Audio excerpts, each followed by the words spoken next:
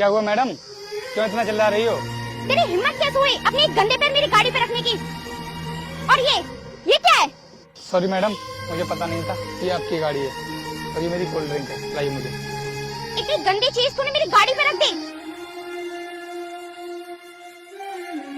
तुझे पता है ये मेरी लकी गाड़ी है। मैडम ये तो आपने अच्छा नहीं किया और मैंने आपको सॉरी बोल तो दिया। चुप बदतमीज, जिस गाड़ी के टायर पे तूने पैर रखा था ना, उस गाड़ी के टायर की कीमत तेरी हैसियत से कहीं ज्यादा है। मैम साहब क्यों फालतू बोले जा रही हो, जब मैंने आपको सॉरी बोल दिया है तो।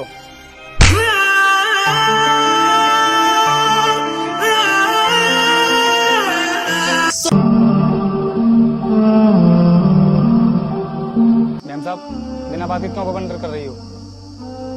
मुझे जाने दो, आगे से ध्यान रखूंगा। तू समझता क्या है अपने आप को? तू लोगों को ये दिखाना चाहता है कि ये तेरी खुद की गाड़ी है।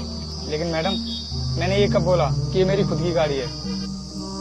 मन तो ऐसा कर रहा है ना कि जिस गाड़ी के पहिए पे तूने ये अपना गंदा पैर रखा, वही पहिया तेरे पैरों पे उतार दूं। इस बार तो मैं तुझे छोड़ रही हूँ, लेकिन अगली बार मेरी गाड़ी के आसपास दिख मत जाना। चल अब निकल यहाँ से।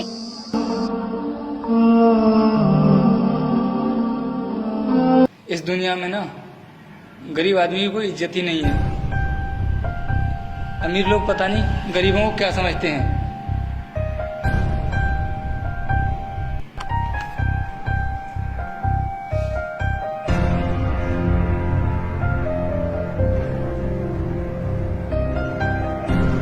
अरे ये तो मेरी वीडियो है,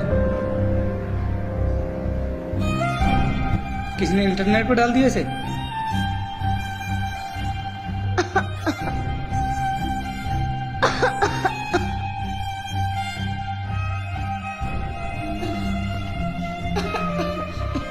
अरे छोटू, तूने दवाई नहीं ली अभी तक? अंकल दवाई लेकर करूँगा ही क्या, जब मेरे पापा मुझसे मिलने ही नहीं आए थे। कभी कभी सोचता हूँ कि मैं किसके लिए जी रहा हूँ। ऐसा नहीं बोलते बेटा, जब तक तुम्हारे पापा नहीं आ जाते मैं तुम्हारे साथ रहूंगा और तुम्हारी देखभाल करूंगा। लेकिन अंकल मैं अपने पापा से एक बार मिलना चाहता हूँ। बेटा जैसे ही उन्हें छुट्टी मिलेगी वो तुरंत तुम्हारे पास आ जाएंगे, और अभी तक छुट्टी भी तो नहीं मिली उन्हें। अंकल एक बार उन्हें फोन लगा कर तो देखो कि कब मिल रही है उन्हें छुट्टी। बेटा वो अभी कंपनी में होंगे और उन्हें डिस्टर्ब करना अभी ठीक नहीं है। मैं रात को फोन करके पूछ लूंगा। ठीक है अंकल, लेकिन मेरी दवा खत्म हो चुकी है। ठीक है बेटा, और तुम्हारे ब्लड टेस्ट भी तो होने हैं। मैं तुम्हें हॉस्पिटल लेकर चलता हूँ। आओ उठो, चलते हैं हम हॉस्पिटल।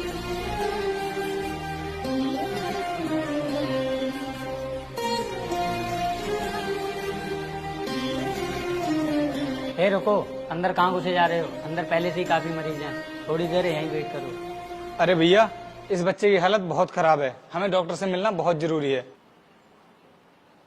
अरे तू तो वही है ना जिसका वीडियो बहुत तेजी से वायरल हो रहा है, लड़की चिढ़ रहा था। भाई मुझे अंदर जाने दो। बाकी मरीज क्या पागल हैं जो सुबह से यहाँ पड़े हैं? तुम अभी अंदर नहीं जा सकते। चाहे मरीज की तबीयत और ज्यादा बिगड़ जाए। तुझे ज्यादा जल्दी हो रही है ना, तो एक काम कर, 100 का नोट निकाल, तुझे अभी अंदर भेज दूंगा। हर किसी को दलाली चाहिए, बिना पैसों में कोई काम नहीं होता है क्या? हो जाएगा, अब तू शाम तक इंतजार कर, तेरा नंबर आ जाएगा। चल अब वहाँ जाकर बैठ जा। लेकिन मुझे इमरजेंसी है, शाम तक तो बहुत देर हो जाएगी और इसको कुछ भी हो सकता है। मुझे कुछ नहीं पता, वहाँ जाके बैठ।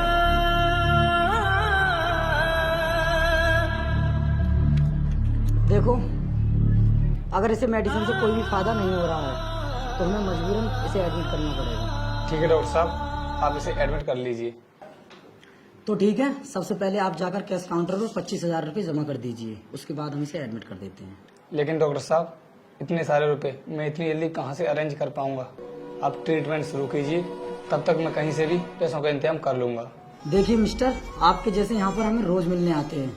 सबसे पहले आप पैसे जमा कीजिए, उसके बाद ही हम ट्रीटमेंट करेंगे। डॉक्टर तुम यहाँ लोगों की जान बचाने के लिए हो या फिर अपना बिजनेस खोलकर बैठे हो? आवाज नीची करके बात करो। क्या तुम जानते नहीं हो इस समय तुम इस शहर के सबसे बड़े डॉक्टर से बात कर रहे हो? जो लोगों की जान से ज्यादा पैसों को अहमियत देता हो वो कभी डॉक्टर नहीं हो सकता। सर इमरजेंसी वार्ड में जो पेशेंट था उसकी मौत हो गई है, बताइए सर क्या करें?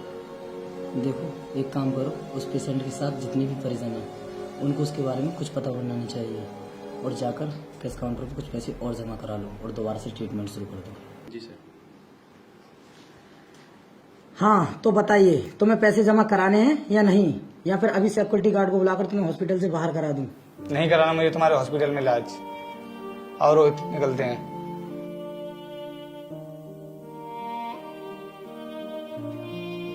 नेक्स्ट पेशेंट को अंदर भेज दो।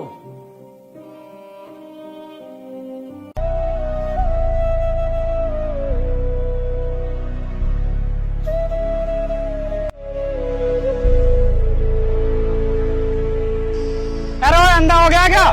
देख कर नहीं चल सकता? अमीर बाप की बिगड़ी औलाद इतना अंधा होकर गाड़ी चला रहा है।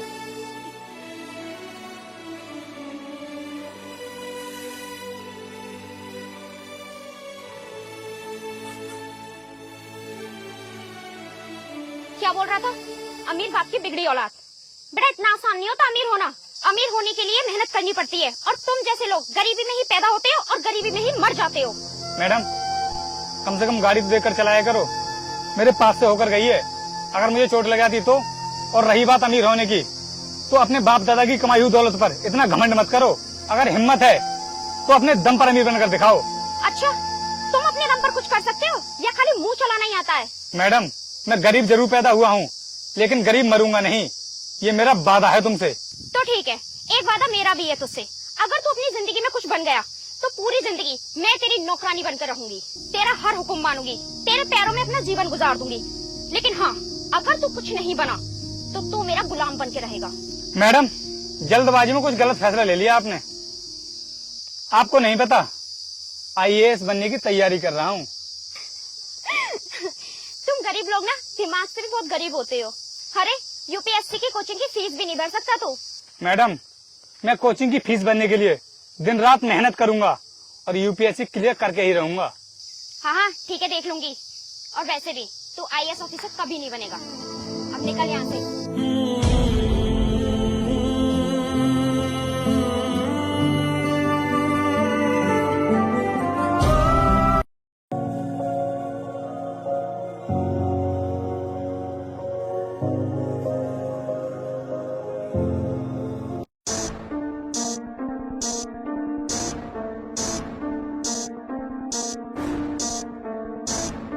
हेलो डॉक्टर, क्या चल रहा है ये सब?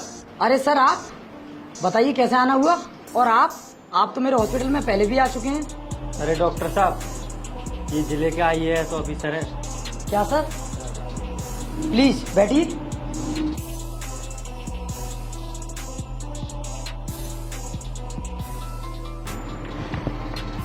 ये लो बेटा, अपनी दवाई डिस्पेंसरी से निकलवा लो। बताइए सर, कैसे आना हुआ? देखिए डॉक्टर, हमें पता चला है कि तुम्हारे हॉस्पिटल में बहुत धांधलेबाजी हो रही है। तो बताओ, सच क्या है? देखिए सर, आपको जिस किसी ने भी हमारे हॉस्पिटल के बारे में ये इन्फॉर्मेशन दी है वो सब गलत है। देखो, तुम्हारे खिलाफ हमारे पास बहुत बड़े लेवल पर कंप्लेंट्स आई हैं, इसलिए मुझे पर्सनली यहाँ पर आना पड़ा।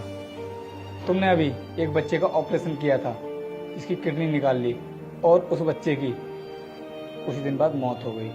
सर, आप जो भी कह रहे हैं वो सब झूठ है।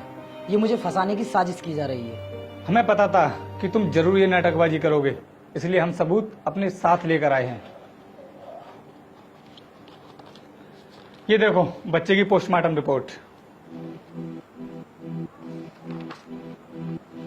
सर, ये जो रिपोर्ट आप मुझे दिखा रहे हैं ये पूरी तरीके से फर्जी है।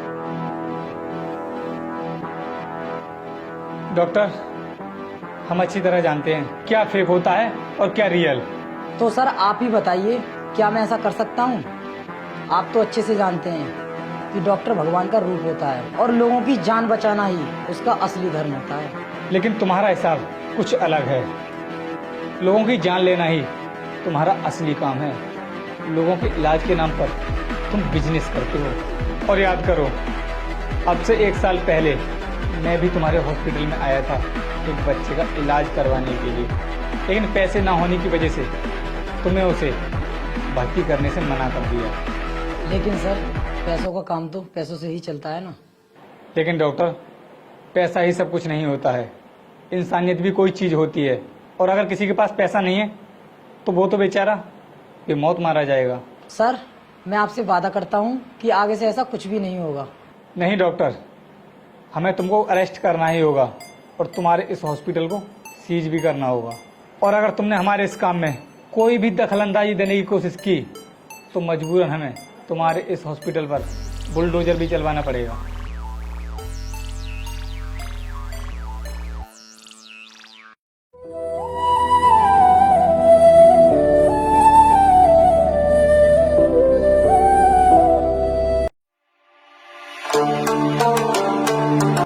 ड्राइवर, गाड़ी रोको।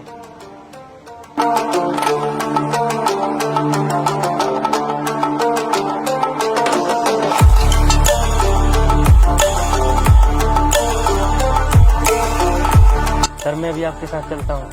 नहीं, तुम लोग यहीं पर रुको, मैं अभी आता हूँ।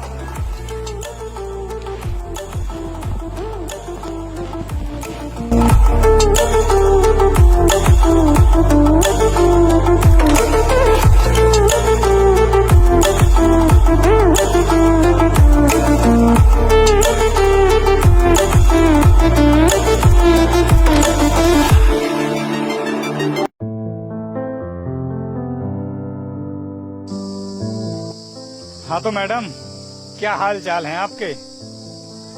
पहचाना मुझे या फिर नहीं? हाँ, कैसे भूल सकती हूँ तुझे? आखिर तुझसे शर्त जो लगाई थी। प्रिया, कौन है ये और तुम इसे कैसे जानती हो? भैया, है ये कोई गरीब इंसान और इसने एक दिन मुझसे बहुत बड़ी शर्त लगाई थी। पता नहीं कब पूरी होगी बेचारे की। अच्छा, तो आपको क्या लगता है कि मैं अपनी शर्त पूरी कर सकता हूँ या फिर नहीं? मुझे ना तेरे ऊपर 1% भी विश्वास नहीं है कि तू अपनी शर्त पूरी कर सकता है। सर मीटिंग के लिए लेट हो रहे हैं। सर, कौन है ये? आपको नहीं पता, ये जिले के नए IAS ऑफिसर हैं। क्या तुम IAS ऑफिसर बन गए? हाँ तो भाई, आपकी बहन ने हमसे ये शर्त लगाई थी कि जिस दिन हम IAS ऑफिसर बन गए तो ये अपनी पूरी जिंदगी हमारे पैरों में गुजार देंगी और हमारा हर हुक्म मानेंगी और हमारी नौकरानी बनकर रहेंगी। तो बताइए मैडम, अब क्या ख्याल है आपका? प्रिया, क्या बोल रहे हैं सर? किसी से शर्त लगाने से पहले 100 बार सोच लिया कर।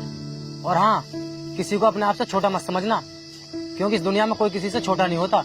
आपकी बहन के सर पर अमीरी का भूत सवार है, इनको कुछ समझ नहीं आता। और हाँ मैडम, और आपके चेहरे को देखकर लग रहा है कि अब आपका सिर शर्म से नीचा हो चुका है।